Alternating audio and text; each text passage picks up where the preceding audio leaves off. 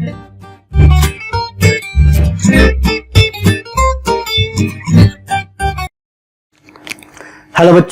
बच्चों आज से हम स्टार्ट करेंगे क्लास 8 में चैप्टर नंबर 6 मैथमेटिक्स में, जिसका नाम है स्क्वायर्स एंड स्क्वायर रूट्स। अब जिनके पास हिंदी में अगर मैथ्स है यानी गणित है तो उस चैप्टर का नाम है वहां पे वर्ग और वर्गमूल, तो वो बच्चे भी इसे फॉलो कर सकते हैं। चलिए बात आती है स्क्वायर्स एंड स्क्वायर रूट्स की। तो जो पहली वीडियो में हम करेंगे कि स्क्वायर क्या होते हैं और उसकी प्रॉपर्टीज क्या है। तो पहली बात आती है कि व्हाट इज स्क्वायर। अब आप लोगों ने स्क्वायर ऑलरेडी पढ़ा हुआ है, चलो आज डिस्कस करते हैं उसको अच्छे से। What is square. देखो ये वर्ड आपने कहां सुना हुआ है? आज से 2 साल पहले आपने गणित में मैथमेटिक्स में 6th क्लास में सुना था स्क्वायर, यानी ज्योमेट्री के अंदर आपने इसको सुना है ना। ज्योमेट्री में स्क्वायर आप बनाते हो कुछ ये वाला, जिसकी दोनों सारी साइड इक्वल होती है। अभी हमने पीछे ही भी पढ़ा था पिछले चैप्टर में, कुछ 2 चैप्टर पहले, ठीक है जी। रेक्टेंगल, स्क्वायर्स, रोम्बस पढ़े थे। अब ये स्क्वायर तो हमारा किस चीज का है? ये स्क्वायर तो हमारा भाई ज्योमेट्री वाला स्क्वायर है, बट यहां पे जो स्क्वायर है वो ज्योमेट्री वाला स्क्वायर नहीं है, वो हमारा अरिथमेटिक या हम कहें अलजेब्रा वाला स्क्वायर है। देखो हमने एक चैप्टर किया था एक्सपोनेंट्स एंड पावर, किया था ना? हाँ जी। तो उसका मतलब क्या था कि हमारे पास एक्सपोनेंट में क्या चीज होती है कि मान लो कि एक मैं कहता हूं 5, ठीक है जी। 5 के ऊपर मैंने लिख दिया 3, ओके। तो ये 5 क्या होता है हमारा? बेस। एंड ये 3 क्या होता है? ये होता है हमारा एक्सपोनेंट। यही चीज थी। एंड इसको ओवरऑल हम कैसे पढ़ते हैं कि 5 की पावर 3, ऐसे ही पढ़ते हैं। यही चीज थी जी हाँ। तो स्क्वायर भी हमारा यही होता है। वो ये कहता है कि जब आप किसी बेस के ऊपर, कोई भी बेस हो, उसके ऊपर अगर पावर यानी एक्सपोनेंट 2 लगा दो तो उसको हम क्या कहते हैं? वो उसका स्क्वायर है। जैसे कि अगर मैं अब 5 के ऊपर 2 लिख दूं तो क्या कहूंगा? 5 रेज़ टू पावर 2, यही बोलूंगा। यानी मैं इसको क्या कहूंगा कि 5 का स्क्वायर। ये हमारा होता है बच्चों स्क्वायर यानी 2। समझे बात? तो बेस कुछ भी हो सकता है, 5, 6, 7, 10, 20, 50, जो मर्जी नंबर लो बेस में तो, बट हमेशा उसकी पावर अगर 2 है तो हम क्या कहेंगे? वो उसका स्क्वायर है। यानी इसको अगर हम लिखना हो तो कैसे लिखते हैं? ऐसे तो लिखते हैं कि जब हम उसी नंबर को आपस में 2 बार मल्टीप्लाई कर दे तो उसको हमने शॉर्ट में क्या लिखा था? ऐसे किया था। अगर एक एग्जांपल आपको ध्यान दिलाऊं तो वहां पे हमने जब चैप्टर किया था हमने कहा क्या था कि 10 मल्टीप्लाई बाई 10 मल्टीप्लाई बाई 10, इसको शॉर्ट करके दिखाओ। शॉर्ट आपने कैसे किया था? ऐसे लिखा। मैंने कहा इसको और शॉर्ट करके दिखाओ, तो हमने क्या किया था कि हमने 0 काउंट की थी। कितनी है? 0, 3 है, तो 10 रेज़ टू पावर हमने 3 लिखा था। तो ऐसे ही यहां पे क्या है कि वो नंबर बार बार जब मल्टीप्लाई होता है, जब वो नंबर 2 बार मल्टीप्लाई होगा तो हम क्या लिख देंगे? उसकी पावर 2, ठीक है। तो स्क्वायर क्या हो गया? सबसे पहली चीज स्क्वायर होता है आपके पास कि कोई भी बेस हो उसकी पावर 2, हम कहेंगे वो उसका स्क्वायर है। ओके। तो जैसे 5 इंटू 5 क्या हो जाएगा हमारे पास? इसको सोल्व करोगे तो 25। ऐसे मैं ये कहूं अगर 3 का स्क्वायर है तो क्या कहोगे? 3 into 3 which is equal to 9। Simple. ऐसे कहूं कि भाई 4 का स्क्वायर बताओ, यानी 4 इंटू 4 इक्वल टू 16, ठीक है ना। तो ये होता है बच्चों स्क्वायर।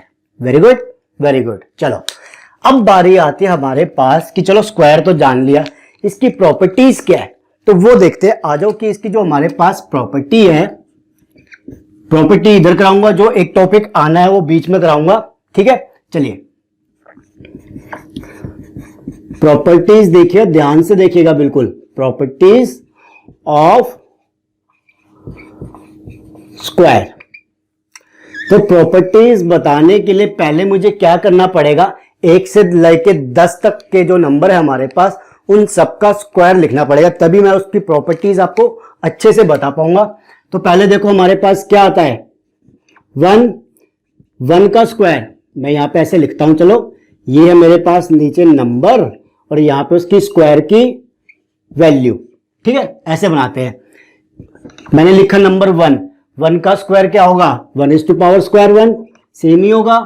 2 का स्क्वायर क्या होगा यानी 2 multiply by 2 which is equal to 4। 3 का 9, 4 का हमारे पास 16, 5 का 25, 6 का 36, 7 का 49, 8 का 64, 9 का 81 एंड द लास्ट वन 10 का 100। ओके, तो ये पहले हमारे पहले जो 10 नंबर है उनके स्क्वायर है।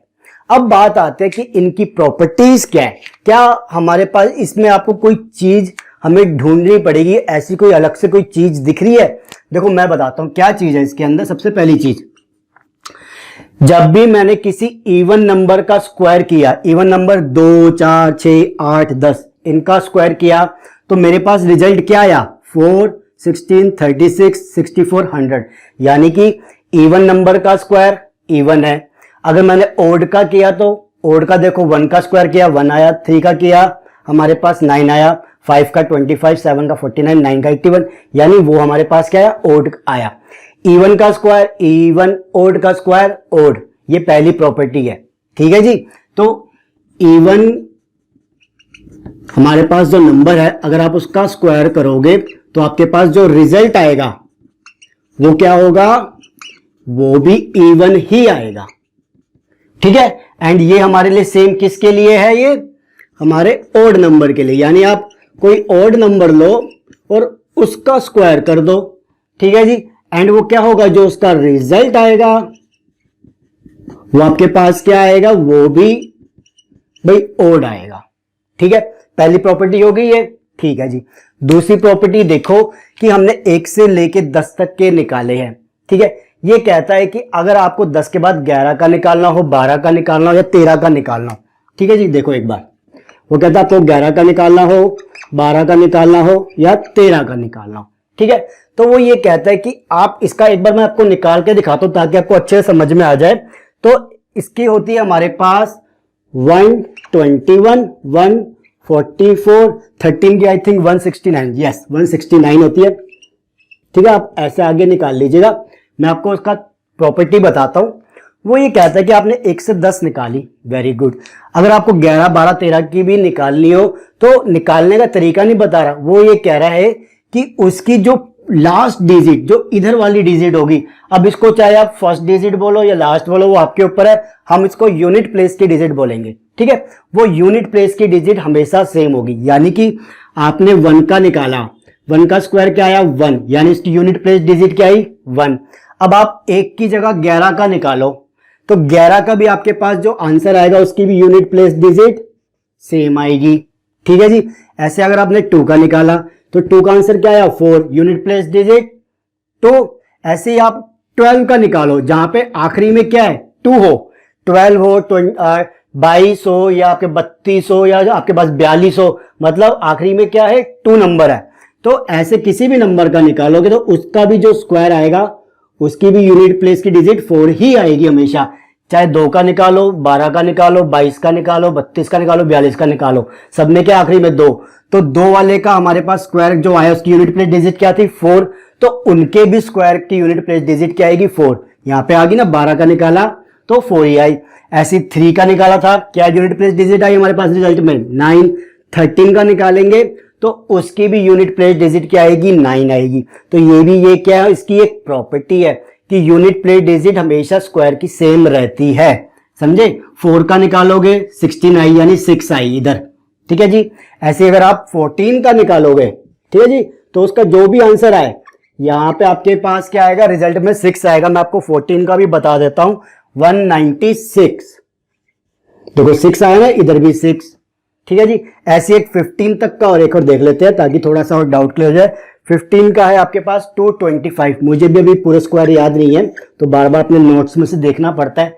ठीक है ठीक है, तो यहां पे क्या हुआ, 5 का स्क्वायर निकाला 25, 5 इधर 15 का निकालो, 25 का निकालो, 35 का निकालो, 45 का निकालो, तो उसका आंसर आखिरी में 5 ही आएगा। ठीक है, रिजल्ट के अंदर। ओके, तो ये हमारे किस काम आता है भाई, आप कहोगे कि क्वेश्चन दे दिया जाए, सपोज कर लो आपको बोला जाए कि कोई नंबर दे दिया जाए, सपोज कर लो आपको बोला जाए कि ये बताओ कि 19, ठीक है भाई, 19 का स्क्वायर आपको बोला जाए निकालना नहीं है, ये बोला जाए कि हमारे पास 19 का स्क्वायर है, आपको दे दिए जाएंगे कोई बड़े सारे नंबर दे दिए जाएंगे कि 5, 8, 4, क्या 19 का स्क्वायर ये है, आपसे पूछा जाएगा, या ऑप्शन दे दिया जाएगा आपके पास कि 19 का स्क्वायर क्या आपके पास भाई 8, 1, 1, 1 ऐसे कुछ है, तो आप क्या कहोगे, एक आइडिया लगाओगे कि हाँ भाई यहाँ पे 9 है, और 9 का मतलब क्या हो गया कि उसका जो भी रिजल्ट आएगा, चाहे आप 19 लिखो 29 लिखो, उसके रिजल्ट में हमारे पास आखिरी में क्या आता है 1, तो क्या चांसेस है, ये तो हो ही नहीं सकता, यहाँ पे 4 है, ये 1 है, ये हो सकता है, ठीक है ना। तो आप एक आइडिया लगा सकते हो ना उस चीज से। मैं ये नहीं कह रहा कि एग्जैक्टली यही होगा, मुझे भी नहीं पता, बता देता हूं फिर भी 19 का आपके पास 361 आता है, चलो एक 361 लिख लेते हैं यहां पे, ठीक है। चलिए अब ठीक हो जाएगा बिल्कुल क्वेश्चन।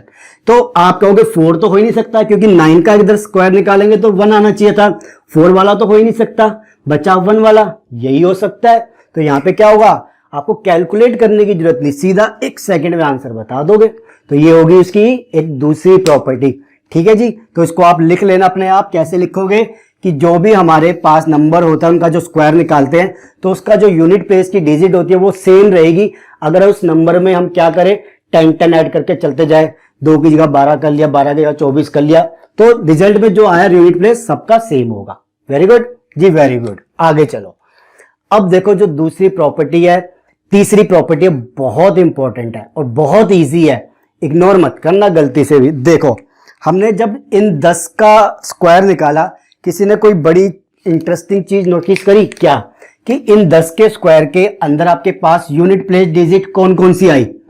देखो यूनिट प्लेस डिजिट आपके पास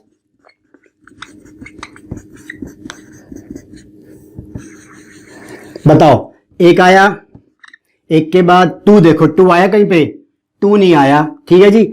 यूनिट प्लेस डिजिट कौन कौन सी आई वो लिख रहे, 1 आया, 2, 3 नहीं आया, 3 भी नहीं आया, 4 आया, 5 आया, 5 आया, देखो 6 आया, 6 देखो 4 में आता है और 36 वाले इसमें आ गया, 7 आया, 7 नहीं आया, 8 आया, 8 नहीं आया, 9 आया, 9 आया ना तो 49 में आया, 3 में आया, देन 0 आया जी, 0 आया।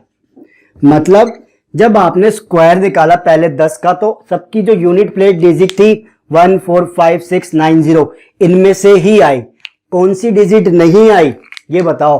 यूनिट प्लेस डिजिट ये तो आई, बट जो नहीं आई,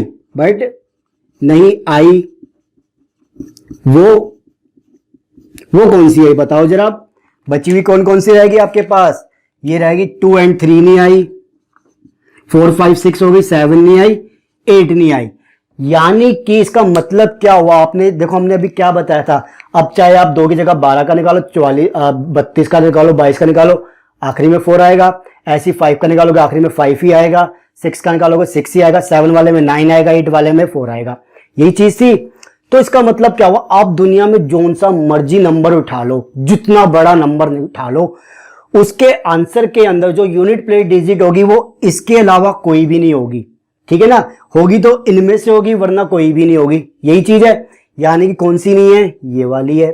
तो हमारे पास एक प्रॉपर्टी क्या है, अगर आपको कोई क्वेश्चन दे दे ऐसे कि भाई ये नंबर है, इसका स्क्वायर का ऑप्शन दे दे कि इसका स्क्वायर हमें बताना है क्या हो सकता है, नीचे ऑप्शन में क्या होगा, मान लो कि आपके पास भाई इनमें से नंबर दे दिए जाए, फिर आप क्या होगे ना, ये तो नहीं हो सकता, कौन सा हो सकता है, अगर कोई इनमें से दिया होगा तब एक आइडिया लग जाएगा ना आपको कि हाँ हमारे पास अगर आखिरी में नंबर 2 3 7 8 है, ये तो हो ही नहीं सकते कभी भी, सीधी सी बात।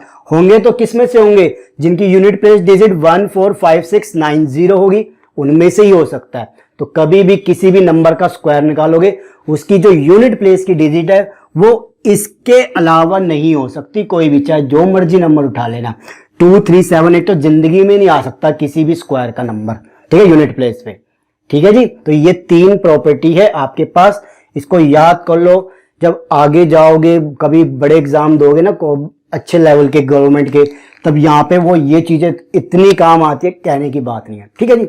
चलो अब ये हो गया ए पार्ट, ये हो गया बी पार्ट। अब करते हैं हम इसका सी पार्ट, थोड़ी सी जगह कम है बट कोई बात नहीं, कर लेते हैं।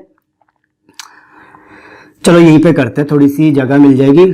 सी पार्ट है हमारे पास इसका परफेक्ट स्क्वायर, कि परफेक्ट स्क्वायर क्या होता है। ठीक है जी, एक सेकंड रुक जाइए, मैं जरा फिर से वीडियो चेक कर लूं, मेरे कुछ कैमरे में कुछ दिनों से दिक्कत है, तो जी ठीक चल रहा है फिलहाल। परफेक्ट स्क्वायर क्या होता है अब देखते हैं। परफेक्ट स्क्वायर, परफेक्ट स्क्वायर को मैं हिंदी में लिखता हूं पहले। परफेक्ट स्क्वायर का मतलब हो गया किसका स्क्वायर करे कि ये हमें मिल जाए। जैसे एक एग्जांपल लेता हूं, पहले मैंने कहा 64, ठीक है। अब मैं कहता हूं कि क्या ये परफेक्ट स्क्वायर है। परफेक्ट स्क्वायर का मतलब हो गया कि मैं किसका स्क्वायर करूं कि मुझे ये मिल जाए। अगर किसी का स्क्वायर करने पे ये मिलता है तो मैं क्या कहूंगा, ये परफेक्ट स्क्वायर है। ठीक है जी, हिंदी में लिख देता हूं कि 64 या किसी नंबर का मतलब कि मैं किसका स्क्वायर करूं कि ये नंबर मिल जाए। भाई सीधी सी बात, ठीक है ना। अब देखो, अब मैं 64 बोल रहा हूं, क्या ये परफेक्ट स्क्वायर है। तो मैंने क्या बोला कि मैं किसका स्क्वायर करूं कि 64 मिल जाए। यहां पे देखो 8 का स्क्वायर करोगे आप तो आपको क्या मिलेगा, 64 मिलेगा, नहीं मिलेगा। यानी कि भाई 64 हमारे पास क्या हो गया कि 8 का स्क्वायर किया तो 64 मिल रहा है। यानी कि 64 नॉट 8, 64 हमारा क्या है, परफेक्ट स्क्वायर है। ये याद रखना, ठीक है। गलती से कभी 8 को मत बोल देना, नहीं, हमने क्योंकि ये किसी का स्क्वायर करने पे एग्जैक्टली हमें मिल रहा है ना, तो इसलिए हम बोलेंगे कि ये परफेक्ट स्क्वायर है। ऐसे मैं बोल दूं आपको क्वेश्चन के अंदर कि ये बताओ 196 क्या परफेक्ट स्क्वायर है, तो आप क्या कहोगे कि भाई देखना पड़ेगा परफेक्ट स्क्वायर मतलब किसका स्क्वायर करूं कि ये हमें मिल जाए। तो आप क्या कहोगे चेक करने के बाद कि 14 का स्क्वायर करोगे तो आप क्या कहोगे 196 मिलता है। यानी कि ये हमारा भाई एक परफेक्ट स्क्वायर है। ठीक है जी, तो परफेक्ट स्क्वायर क्या होगा कि अगर वो कंप्लीटली किसी के स्क्वायर करने पे मिल जाए, हमें आता हो, तो वो परफेक्ट स्क्वायर होता है। जैसे 64 हो गया, 96, ऐसे हम क्या कहेंगे, ये जो हमने स्क्वायर निकाले हैं ना सारे, ये सारे परफेक्ट स्क्वायर है। क्यों, क्योंकि ये इनके स्क्वायर करने पे हमें मिल रहे हैं। तो ये सारे जो 1, 4, 9, 16 ये सारे क्या है, परफेक्ट स्क्वायर है। ठीक है जी, तो पहले टॉपिक के अंदर आपके पास यही था बच्चों कि आपके पास स्क्वायर क्या होते हैं, प्रॉपर्टीज क्या होती है, देन द लास्ट वन कि परफेक्ट स्क्वायर क्या होता है। इसके बाद आपकी जो एक्सरसाइज है वो स्टार्ट होती है। ठीक है जी, और इस चैप्टर को थोड़ा ढंग से करना क्योंकि आगे जाके बहुत काम आएगा, बहुत मतलब कहने की हद नहीं है, इतना काम आएगा ये। ठीक है जी, चलो अब आपका फर्स्ट टॉपिक हो गया है, इसे कर लो। मैं जरा सेकंड टॉपिक जो आपके पास आएगा, फाइंडिंग स्क्वायर, किसी का स्क्वायर फाइंड करना हो तो कैसे निकालेंगे। सिंपल ये तरीका तो जो हमने, ये तो सिंपल है, 10, 20 कर लिए, कोई बहुत बड़ा नंबर आ जाए फिर कैसे निकालेंगे वो देखते हैं। चले इसे इतने आप इसे कर लीजिए, आ जाइए। ठीक है।